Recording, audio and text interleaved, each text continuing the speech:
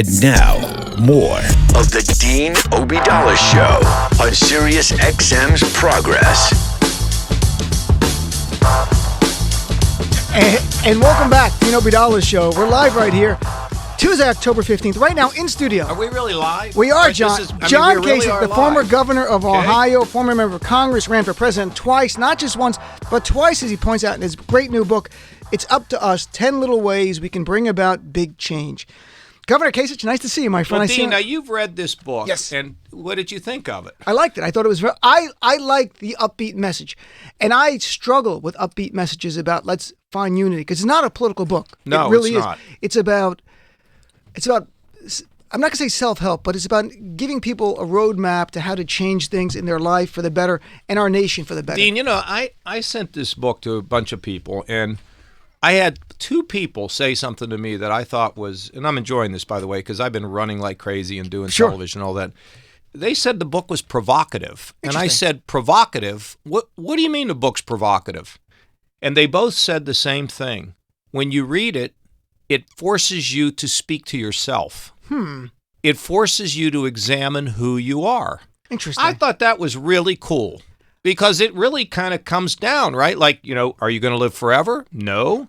All right. Well, how you doing about that? Or did you know you were made special? And if you believe that, then what are you doing about it? Or get out of your silo and start thinking about other things. So I really am enjoying selling this book as much as any I've written. This is my 5th book, and I am loving talking about it. Well, and you're a New York Times bestselling author, so you've got a great track record with books. Look, this book I like the upbeat message. I find, like, I've interviewed Van Jones, Sally Cohen, and others who have written books. They're different, but the theme, the common denominator is the idea of let's find ways to work together as fellow Americans. And I find that's a hard message. How about frankly. as human beings? I still find that as a hard message in today's America. Yeah. In that it's beyond hyper-partisan. It is truly a difference of values where we're on the progressive channel. And I was saying to Governor Kasich before we came on, he said, what is a progressive? And I shared my definitions. And he goes, well, I agree with at least some of that, the idea that government can play a role in helping people. Yeah, that's why I expanded Medicaid, exactly, by the way. Exactly. Yeah. So I know that. And believe me, let me tell you, because you said that part of it is that you care about people you haven't even met. So I have to tell you that the pictures of these people fleeing war-torn countries, famine, disease. Dean, it could be you and me. Sure. And you see these pictures of these little kids. I saw a picture the other day in Syria of there's a mom and there's a daughter, and then there's I think, let me see if I could remember exactly, a mom and a daughter, and the other daughter's carrying a little one. I mean, can you imagine that?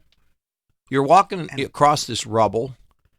I mean, oh my goodness. And fleeing for your life. And you have no idea where you're going. You don't know where you're going. So, I happen to be of the view, and, a lot of this is a faith message too. And I know that faith has, in some people's mind, bad connotation. But, in my mind, faith is about hope. It's about togetherness. It's about healing. And, I don't know what's been happening to me over these years, but I'm more and more have been able to, at times, because, I'm an idiot like everybody else is, but put myself in somebody else's shoes and imagine their situation.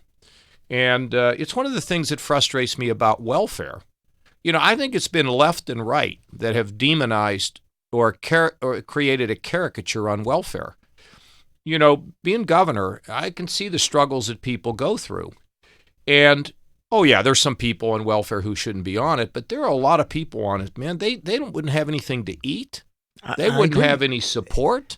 I mean, we can't just create some philosophy about they're bad, or it's not right. It's just not right. So when we take this step backwards, because you are a political guy as well as an author of books, when you see the GOP, there probably was a time there were more Republicans that we saw on the national level. You might know many on local and state levels who speak like you, who have been outspoken about Trump and pushing back against the bigotry that we'll see in the racism and sexism, and the idea that government can actually help people. Were there not more Republicans like that at a different time? Am I missing something? Well, I think the party evolves. So is the Democratic Party. The party in the Democratic Party now has really gone hard left, pretty Sure, hard I left. agree. Believe in the big government and is. I mean, I don't want to be. I don't want to be pejorative, but they think government is an answer to all of this, and I don't buy that because it's clunky, it's bureaucratic. That doesn't mean there's not a place for it. I wouldn't have expanded Medicaid, Right. If I didn't believe that, right? But I think the parties are evolving, and I don't think they know what they want to be for tomorrow. And for me, it's about the head and the heart, and it's about making sure that everybody in our society feels as though they've got a real shot at being able to get somewhere and get ahead. I don't know what's so hard about that. No, and I think you'd find a lot of common ground on that very issue. You know, another thing, though, Dean, I got to tell you, when you look at Congress, now I used to be a congressman, okay, and it was involved in a lot of different things. But being a congressman and being a governor are two different worlds. Because when you're a governor, you're responsible. I was responsible for 11.5 million people. And in the beginning of my term, I was kind of a smart aleck, and my wife one day said to me, "John, you're the father of Ohio. Why don't you act like it?" And being called a father, that's a really big thing to hear. And so I wanted to make sure that everybody had a shot, that everybody had that I wanted people in Ohio to think, I don't agree with him or anything, but he's a good guy, and look, he's not blowing me off. That's what I wanted to do. And what you just described, that you were the father of Ohio, you were the governor of all people, is something I think a president, right or left, absolutely should be. Absolutely. And in the case of Donald Trump, a man who tweets all the time, his approval rating among one party, the GOP, making us as progressives think like he at best tolerates us, if not wants to marginalize and demonize us. That's why I didn't support him. No, Remember. I know that. And you didn't even go to the convention, which was held in your state. And that was interesting. I still have people say, "Why didn't you go to the convention?" And I look at them, I say, "Which convention was that? Was that the Elks, or which one are you talking about?" The most logical. Yeah. So, no, but if Donald Trump had pivoted after a horrific campaign in 2016, had pivoted to say, "I want to be president of all the people," and I made some mistakes, and I said stuff during the campaign that maybe I shouldn't have said. Right, that would have been a different tone. Instead, it's the same guy we saw in the campaign, even potentially worse now. So I don't know how that changes. I just hope there was never. I imagine on the right, they watched Barack Obama. They must have thought there were times he doesn't care about conservatives. I can only assume. Oh yeah, well, there was great resentment. Sure. That was the thing that I never really understood, and I got it now. Why did Hillary not win? And what did you think? Because she lost your state, Ohio. People didn't think she cared about him, and they just really didn't like Barack Obama. Just really didn't like him, viscerally. And some on the right were very nasty, just like today. Hey, how about this story? Ellen goes to a football game with George Bush, and she's like savagely attacked. Dean, what are we doing? That's to me. I've even joked. I'm like, at this point, after Trump, if Cheney walked in, I would hug the guy. But I can assure you, I would not hug the guy. But I'm saying that's things. Don't get carried away here, The Dean. things and how things are all relative to where it's changed. Look, there are people.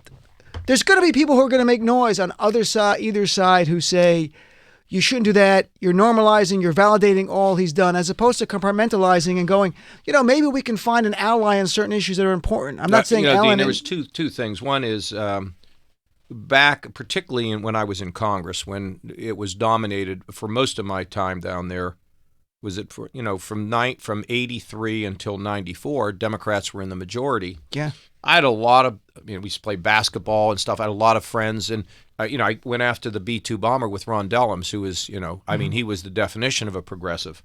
There were two ways to look at it. One was just not to discuss some of these issues where you knew you absolutely wouldn't agree. But the other way to think about it and behave is to say, well, let's figure out what we do agree upon. Because you know what? As human beings, we want to get along. Mm-hmm. We don't want to fight. Do you think so? I don't think it's natural to us. No, I think getting along would be very nice for people. I think there are people who enjoy moments of owning the libs or owning the conservatives, like the other side. Yeah, do stuff. Yeah. And Donald Trump Jr. is I've never wanted the child of a president to go to jail before in my life. Okay, it's not normal. It's not healthy. I don't want. You don't want anybody to go to jail. But even though he commits crime, I want him to. I don't. only if he commits crimes, and I don't have evidence he has, so I say that tongue-in-cheek. But I will say this, I think Trump has normalized things that we didn't think were going to be normal in terms of, remember they cheered lock her up at the Republican convention, and we were stunned. Yeah. Now you have Democrats using lock him up. Yeah. And about Trump and about people in his circle. So we're back to my book. Right, so And I'm you know worried. what that means? What happened? I think those are very loud voices because most people don't go to conventions. Most people are not like glued to the news. They're not in the bubble in which we live. And what what people say to me, well, how can we stop this? I said, why don't we think about it starting with you?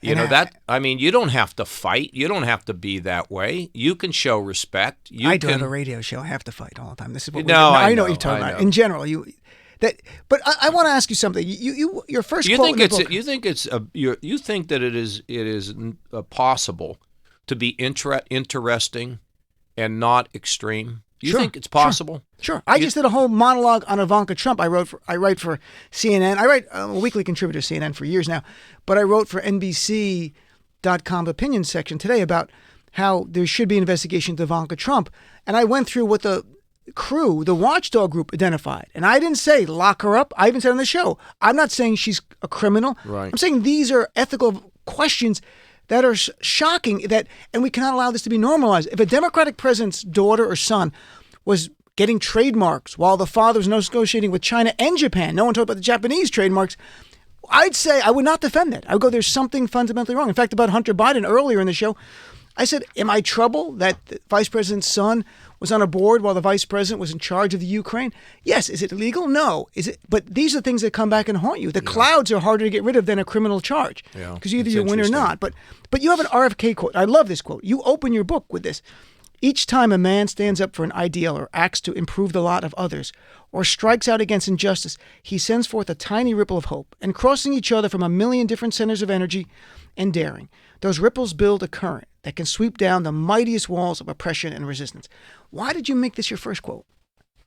I like it. I like No, the but I'm quote. saying clearly it's the first one. Well, because look at it. What does it resonate with you? What it's basically saying is we all matter.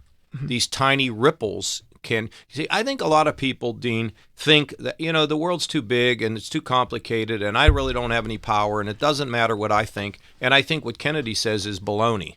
Now, I have spent time reading about Bobby Kennedy. And I have talked to people. He'll get mad at me, but Warren Beatty knew him very well. Right. And Bobby Kennedy is a very interesting person from the standpoint that he dramatically evolved from somebody who was very political, from what I can tell, and really mean and hard-edged, into somebody who he changed. He became kinder. He became a better leader. I've been reading this book. I've read it once. I'm reading a second time. He really loved it. It was called The Greek Way, and it's a book by Edith Hamilton. They said it was his favorite book. The Greek Way. I just think he grew, and what I think back is when he was in Indianapolis. In fact, my wife and my daughters and I were in Indianapolis for a wedding, and we were taking a walk on the Saturday morning before the wedding, and I was telling them how Bobby Kennedy was in Indianapolis and announced the assassination of Martin Luther King. Yep. Look, the other thing is, as a young man, I didn't know these people because I was too young, but who is it that doesn't have admiration for the inspiration that a JFK, John Kennedy, brought? And some of it is Hollywood, and some of it is because we didn't have social media.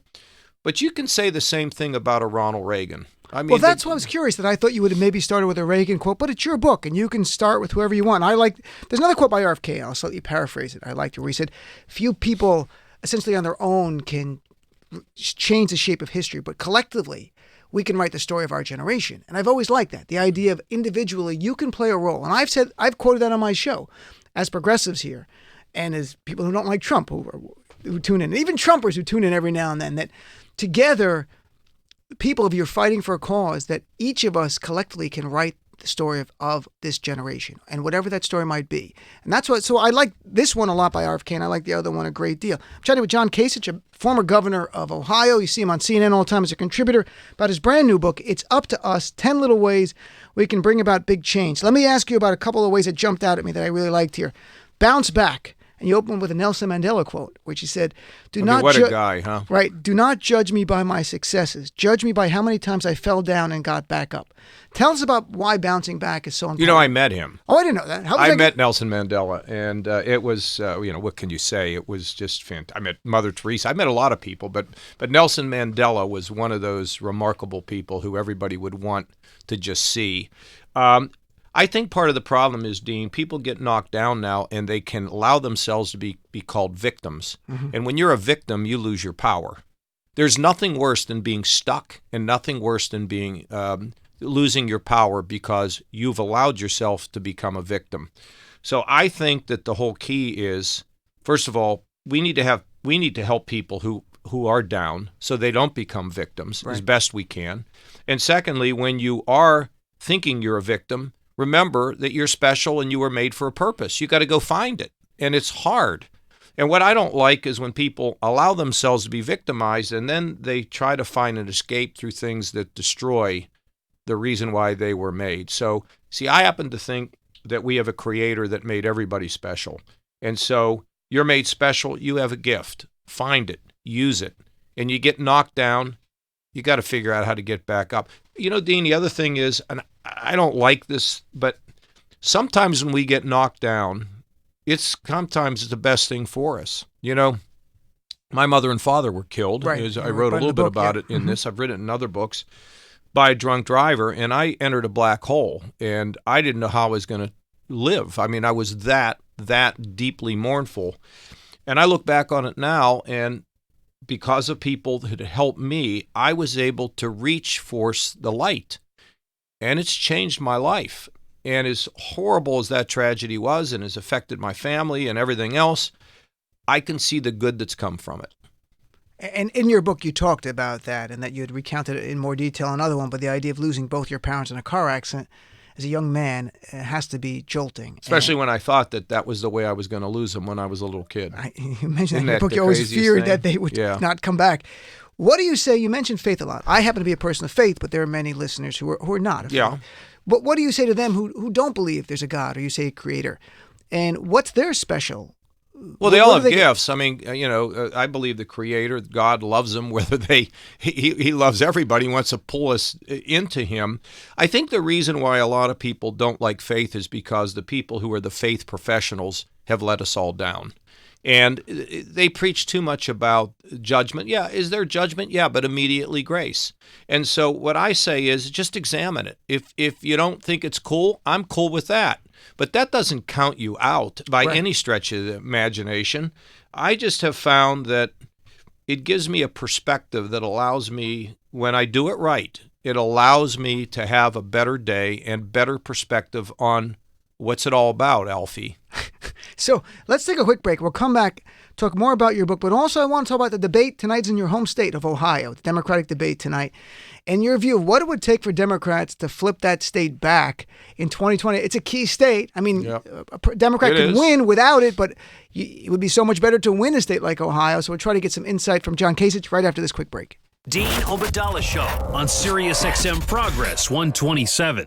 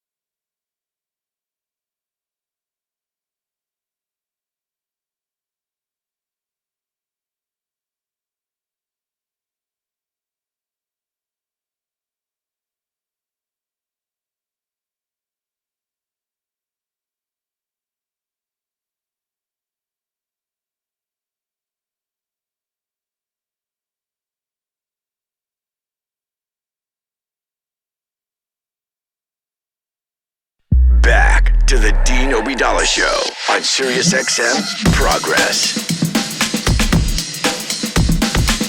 And welcome back, Dean Obeidallah Show. We're live right here in studio. John Kasich is with us, former governor of Ohio, CNN contributor, and we're talking about his brand new book, It's Up to Us, 10 Little Ways We Can Bring About Change.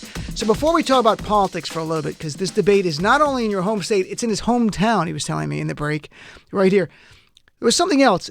Get out of your silo, and you touched on that earlier.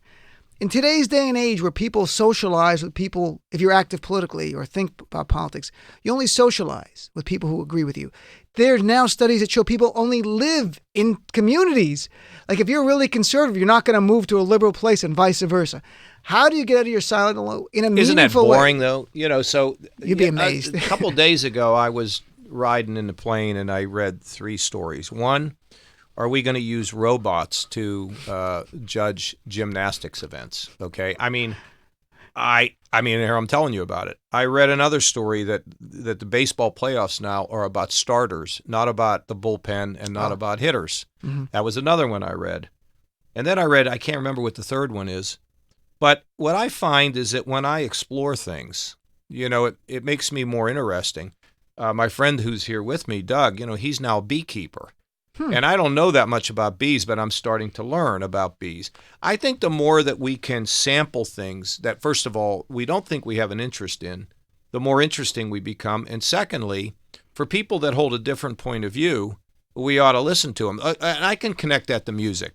When somebody says that that LDR has a really great song and the song is number one, or Hometown Road?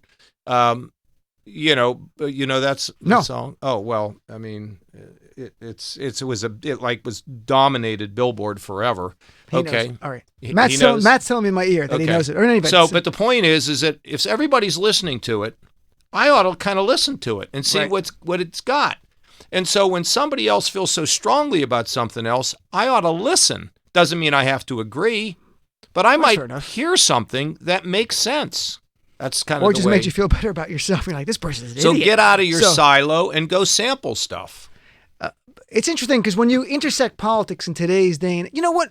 Maybe politics was always as partisan, this partisan sport, and we have this nostalgic view of what it was. I think there's truth to that. Because, yes. I mean, I tell people, have you seen the play Hamilton? I mean, the vice president shot and killed the guy who developed our banking system in New Jersey. I mean, so it's not like everyone got along great. They had a political dispute and they settled over guns. Now, at least over Twitter, much safer. I like that better. Yeah. But so let's talk about the rough and tumble of politics. It's a good thing because you're debating ideas. You just don't want to move the debate from ideas into I hate you. Right. You don't have to do that. Although when you see the movie or the play Hamilton, I mean, they really learned to hate one another. But that was their egos. Okay. That was their egos. And that's back to religion because, wait a minute, my ego and I don't like you. You're made in the same image of by God as I am. So why don't I have some respect for you?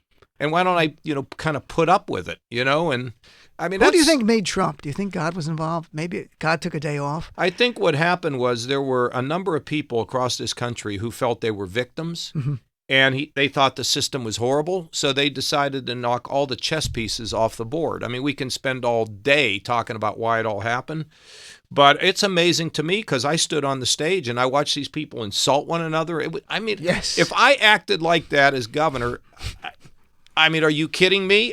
People would have said, can we get rid of him somehow? So I don't quite understand how it works. So tonight, the debate, 12 Democrats are on the stage in Ohio.